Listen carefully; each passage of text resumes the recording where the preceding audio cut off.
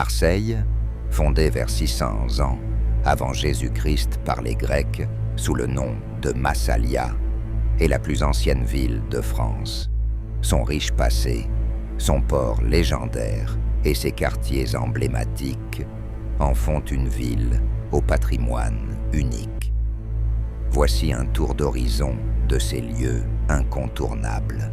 Marseille, 2600 ans d'histoire, un soleil qui cogne et une mer qui scintille. Ici, chaque rue raconte une légende, chaque quartier a son caractère et chaque recette sent bon la Méditerranée.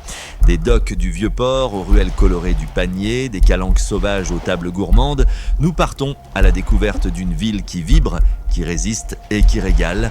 Prêt pour l'escapade? Suivez-moi! Le Vieux-Port, cœur historique de Marseille. Depuis l'Antiquité, berceau de la ville grecque, puis romaine. Massalia, port commercial et de pêche pendant des siècles. Détruit en partie pendant la Seconde Guerre mondiale, reconstruit après.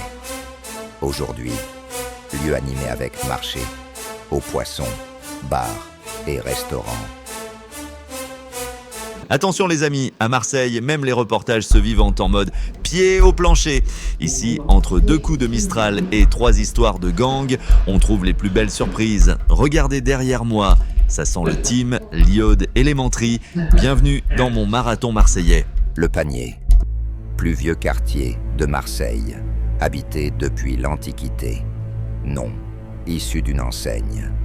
Le logis du Panier, au XVIIe siècle. Quartier populaire, longtemps associé à la pauvreté et à la criminalité. Rénové dans les années 1990, devenu un lieu artistique et touristique. Street art, atelier. Le pastis, c'est meilleur avec ou sans glace. La réponse après la pub. Enfin non, il n'y a pas de pub, on est sur YouTube. Belzunce, quartier central, développé au XVIIe siècle. Surnommé le quartier des Marseillais pour son multiculturalisme. Abrite la Canebière célèbre, avenue historique, connue pour son marché africain et arabe rue d'Aubagne. Marseille, la plus ancienne ville de France. Fondée par les Grecs en 600 avant notre ère, elle a vu défendre Phocéens, Romains, rois de France et migrants du monde entier. Aujourd'hui, entre mythe et réalité, plongée dans le creuset marseillais où le passé et le présent se mêlent comme l'huile et l'eau de la bouillabaisse.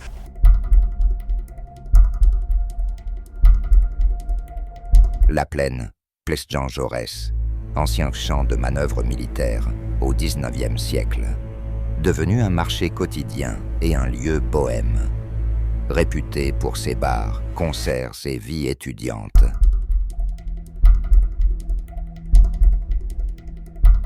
Regardez-moi ça, 26 siècles vous contemplent. Ici, entre les barques qui tanguent et les terrasses qui rient, chaque pierre a une histoire à raconter. Moi c'est Bob et pour vous, je vais faire parler les murs de la cité phocéenne. Le Vallon des Offres, petit port de pêche traditionnel, typiquement marseillais, construit au XIXe siècle pour abriter des pointus, bateaux locaux, célèbre pour ses restaurants de bouillabaisse. Vous le savez peut-être, Marseille, c'est bien plus que la Canebière ou l'OM, mais connaissez-vous l'histoire derrière sa fameuse bouillabaisse ou pourquoi le Panier s'appelle comme ça? Moi non plus, avant aujourd'hui. Alors, en route pour les réponses. L'origine de la bouillabaisse, entre légende et histoire. La bouillabaisse, ce plat emblématique de Marseille, est bien plus qu'une simple soupe de poisson. Son histoire remonte à l'Antiquité et mêle tradition de pêcheurs, influence grecque et réinvention gastronomique.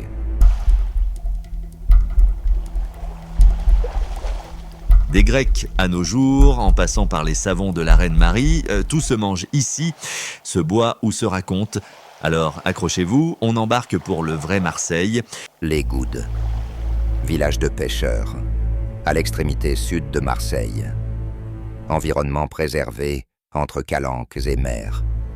Lieu prisé pour ses plages sauvages et ses cabanons.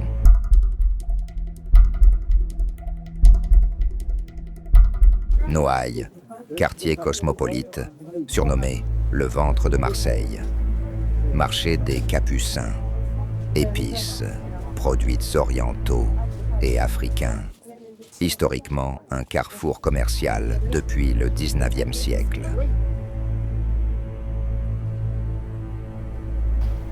Là-haut, dans le panier, il paraît qu'un trésor grec est caché sous une terrasse de café.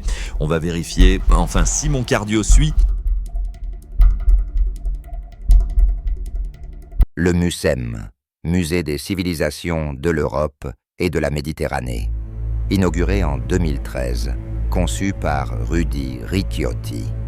Premier musée national dédié à la Méditerranée. Architecture moderne avec une passerelle vers le fort Saint-Jean.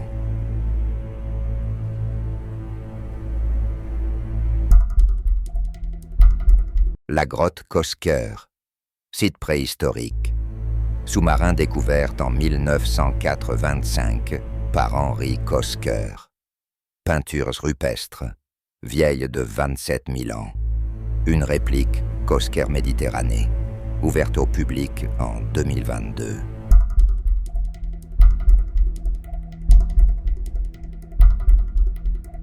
Palais Longchamp, construit en 1869 pour célébrer l'arrivée des mots du canal de la Durance, abrite le musée des Beaux-Arts et le muséum d'histoire naturelle.